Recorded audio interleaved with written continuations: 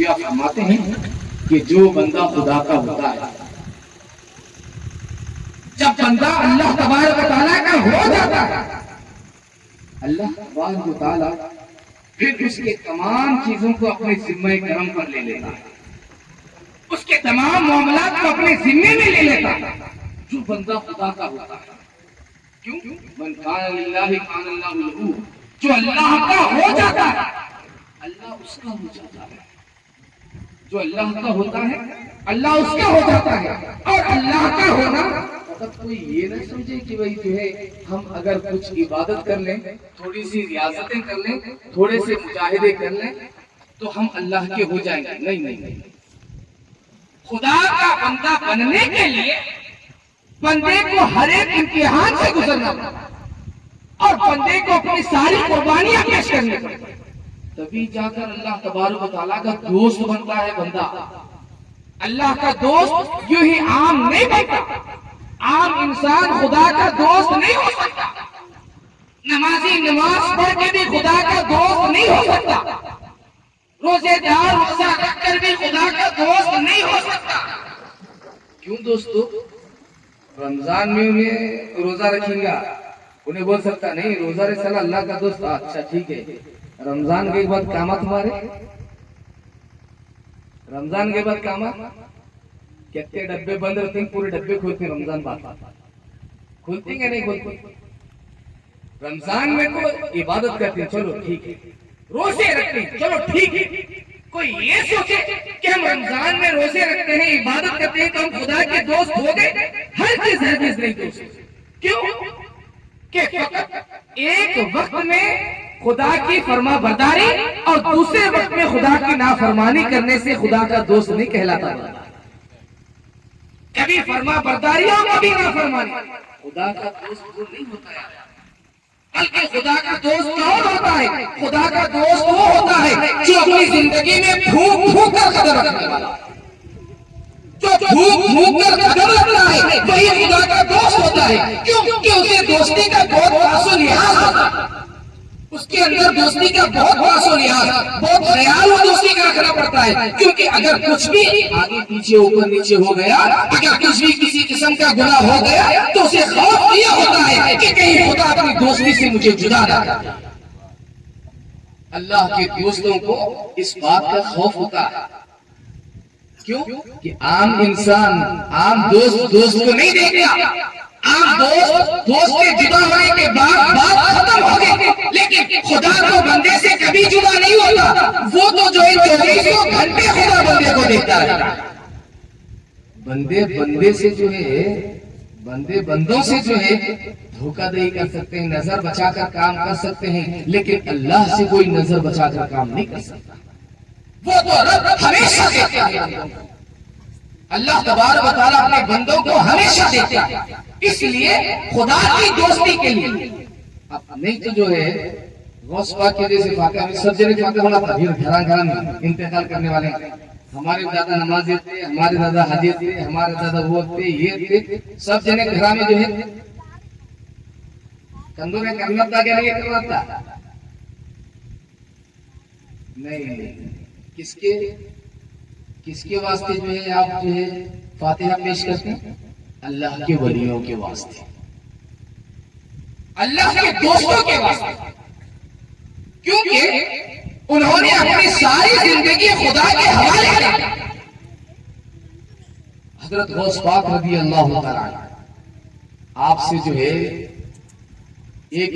نیک متقی پرہیزگار عبادت گزار،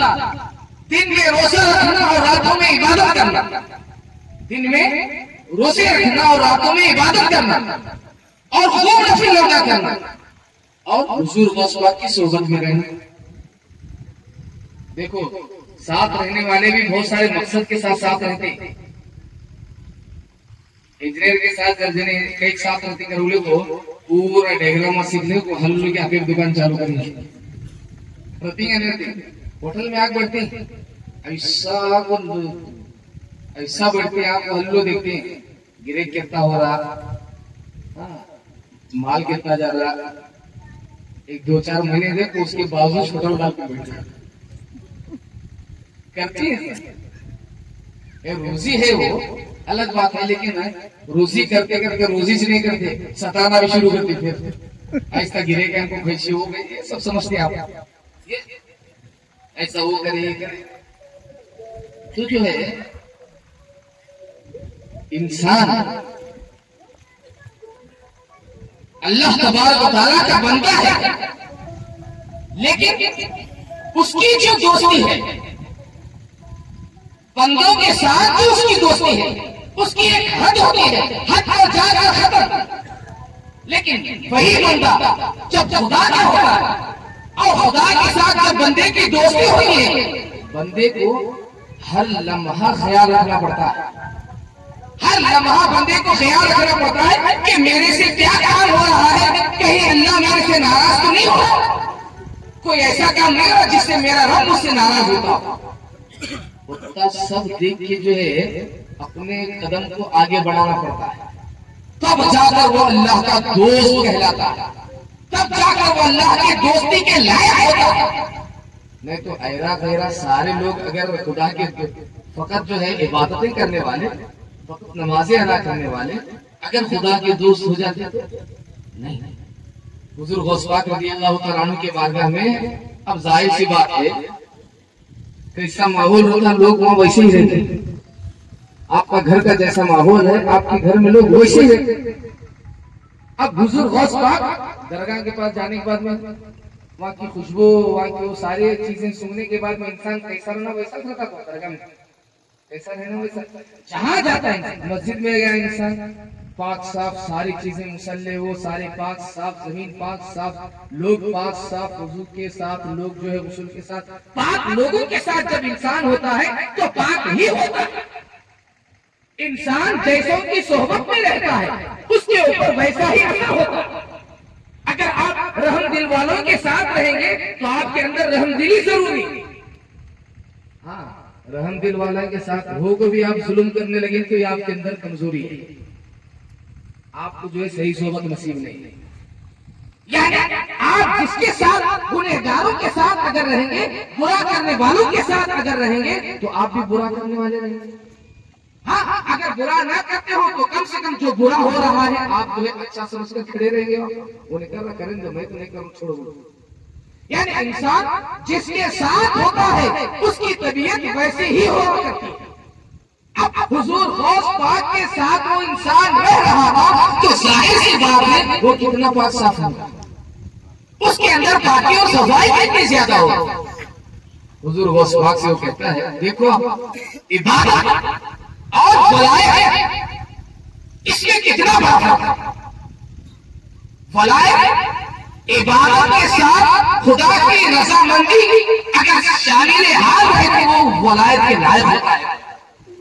صرف عبادت اگر رہے تو ولایت کے لائق نہیں ہوتا۔ ساروں کے پاس عبادتیں ہوتی ہیں لیکن رضا الہی، اللہ کی خوشنودی، اللہ کی خوشی وہ نہیں ہوتی، وہ کسی کسی کے پاس ہوتی، ہمیشہ کے لیے ہوتی۔ کچھ دیر کے لیے اللہ خوش ہوتا ہے تو بندے کو جو ہے بہت ساری نعمتیں عطا کرتا ہے، لیکن بندہ پھر اس کے بعد ایسا کام کرتا ہے جس سے اللہ ناراض ہوتا ہے۔ کچھ دیر تک اچھا کام کرتا ہے جس سے خدا خوش ہوتا ہے، لیکن پھر کچھ دیر کے بعد ایسا کام کرتا ہے جس سے اللہ ناراض ہو جاتا ہے۔ لیکن جو خدا کا دوست ہوتا ہے وہ ہمیشہ خدا کو خوش رکھنے کی کوشش کرتا ہے، ناراض کرنے کی کوشش نہیں کرتا، کام ہی ایسے کرتا ہے جس سے خدا خوش ہوتا ہے۔ تو ظاہر سی بات ہے حضور غوث پاک کے ساتھ رہنے والا وہ پاک صاحب وہ بھی نمازی تھی، نماز پڑھتے تھے، روزے رکھتے تھے، روزے رکھ کے نمازیں پڑھتے، نفل نمازیں پڑھتے، راتوں میں جاگ جاگ کر عبادت کرتے تھے۔ حضور غوث پاک رضی اللہ تعالیٰ عنہ کے محبوب سبحانی کے پاس آتے ہیں، آ کر ایک مرتبہ ایک زمانہ گزر گیا تو آتے ہیں، آ کر کہتے ہیں کیا بات ہے کہ جو ہے آپ جیسی عبادت کرتے ہیں ویسی عبادت میں بھی کر رہا ہوں، آپ جو نمازیں پڑھ رہے ہیں وہ نمازیں میں بھی پڑھ رہا ہوں، آپ جو روزے رکھ رہے ہیں وہ روزے میں بھی رکھ رہا ہوں، آپ جو اللہ کو جیسے یاد کر رہے ہیں، جس وقت یاد کر رہے ہیں میں ویسے ہی اس وقت خدا کو یاد کر رہا ہوں، لیکن آپ جو کچھ بیان کر رہے ہیں، آپ جو کچھ بتا رہے ہیں مجھے وہ سب کچھ نہیں آ رہا. حضور غوث پاک جو آپ کی جو شان ہے، آپ کا جو مرتبہ مقام ہے، آپ کی جو بات، آپ کے پاس جو روحانیت ہے وہ روحانیت سے میں خالی ہوں. آپ کے پاس جیسے کیونکہ میں نے وہ ساری چیزیں کر ڈالی جو آپ کر رہے ہیں، جو آپ کر رہے ہیں میں سب کچھ کر لیا میں، لیکن پھر بھی وہ روحانیت مجھے حاصل نہیں ہوتی، وہ خدا کا قرب مجھے حاصل نہیں ہوتا، وہ خدا کی دوستی مجھے حاصل نہیں ہوتی جو آپ کے ساتھ اللہ نے قرب رکھا ہے، جو آپ کو اللہ نے دوستی عطا کی ہے، جو آپ کو اللہ نے قرب دیا ہے، جو اللہ نے آپ کو بلایا ہے، وہ چیز مجھے نہیں نظر آتی، وہ چیز مجھے نہیں ملتی. حالانکہ میرے بھی سالوں سال گزر گئے، میری زندگی گزر گئی. حضور غوث پاک رضی اللہ تعالیٰ آپ فرماتے ہیں کہ اے پیارے، تو نے عبادت میں مجھے دیکھ کر میری برابری کر لی، تو نے روزوں میں مجھے دیکھ کر کہ میں کس دن روزہ رکھتا ہوں وہ دیکھ کر تو نے روزہ رکھ لیا، روزے میں تو نے برابری کر لی، تو نے روزے میں برابری کر لی، عبادت میں برابری کر لی، نفل نمازوں میں برابری کر لی، نیک کاموں میں جو میں نیک کام کرتا ہوں، مدد کرتا ہوں، ساتھ دیتا ہوں، جو کچھ میں نیک کام کرتا ہوں تو نے نیک کاموں میں برابری کر لی، تو نے ان سارے معاملات میں برابری کر لی. ٹھیک ہے، لیکن کیا تو نے اللہ کی جو رضامندی ہے، اللہ کی جو خوشی مجھے حاصل ہے، کیا تو اس میں بھی برابری کر لینا چاہتا ہے؟ اب ظاہر سی بات ہے، اگر اس میں برابری کرنا چاہتا ہے تو وہ اللہ ہی دینا. اللہ کی خوشی جو حضور غوث پاک فرماتے ہیں جو مجھے حاصل ہے، اگر تو اس میں برابری کرنا چاہتا ہے تو وہ جو ہے اللہ ہی دینا ہے. آپ فرماتے ہیں سن، تیرا اور میرا معاملہ تو نے ظاہری طور پر دیکھ کر برابر سمجھ لیا، حالانکہ تیری اور میرے معاملات میں زمین و آسمان کا فرق ہے. حضور غوث پاک فرماتے ہیں کہ تو نے عبادت میں برابری کر لی، تو نے نمازوں میں برابری کر لی، تو نے نیکیوں میں برابری کی کوشش کر لی، تو نے ساری کوششیں کر لی. اچھا یہ بھی بتا، کیا تو خدا کی رضامندی جو مجھے حاصل ہے اس میں بھی تو برابر ہو گیا؟ جبکہ آپ فرماتے ہیں جبکہ میرا حال یہ ہے کہ فقط تو نے باہر کو دیکھا، اندر میرا حال یہ ہے کہ میں اس وقت تک کھانا نہیں کھاتا جب تک اللہ مجھ سے نہیں کہتا کہ عبد القادر کھانا کھا لے. سبحان اللہ. میں اس وقت تک حلق میں پانی کا ایک قطرہ نہیں اتارتا جب تک میرا رب مجھ سے نہ کہے کہ عبد القادر تو پیاسا ہو گیا ہے، کچھ پانی پی لے. میں اس وقت تک کھانا نہیں کھاتا جب تک کہ خدا مجھ سے نہ کہے کہ عبد القادر تو بھوکا ہوتا ہے، تھوڑا کھانا کھا لے. اللہ کے کہنے کے بعد میں کھانا کھاتا ہوں، اللہ کے کہنے کے بعد میں پانی پیتا ہوں. اب تیرا کھانا میرا کھانا، تیرا پانی میرا پانی، زمین و آسمان کا فرق ہے. کیونکہ تو جو کچھ کھا رہا ہے وہ تیری مرضی سے کھا رہا ہے، تو جو کچھ کھا رہا ہے تیری مرضی سے کھا رہا ہے. اب وہ سب ہے دکان میں گئے کران دکان جا نہیں کھے، میرے تقدیر میں چکی ہے وہ کھائے، میری چکی